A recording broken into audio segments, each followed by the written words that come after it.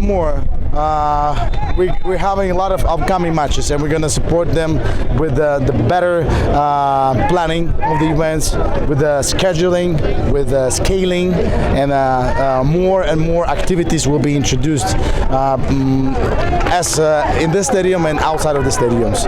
As for live translations, broadcasting, and odds on our betting platform, they are the highest right now, and this game is being live all over the world right now because our platform users are coming not only from African continent but also European countries, CIS countries, and this match is now broadcasted like globally, and we have the higher odds for APS match on our team. That's how we support them.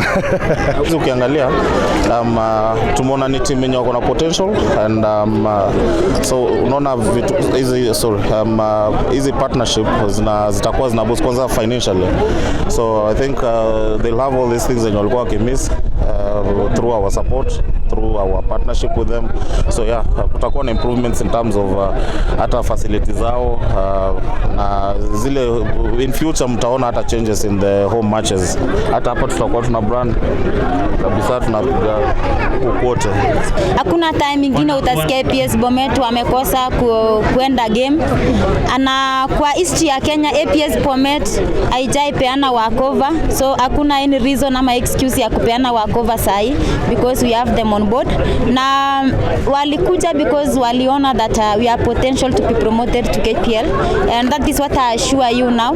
Our fans and our sponsor APS Bomet is going to be promoted come end of the season. Currently we are number 2 as everybody knows, and today's match after tumetoka draw 1-1 inamaanisha bado tuta maintain your number 2 because our opponents also Nairobi United wali draw 0-0, so bado tutabaki na hiyo na position 2, lakini tuna wa promise kama fans and even our sponsor, we promise that we will come on top, we will be the champions of NSL 2024-2025. That is now a fact. Supporting APS Bomet has been one of our CSR projects, and as you can see on the field, we would like to improve even more. Naona kunataka kunyesha, maybe in future tutatengeza cover so that people can have fun.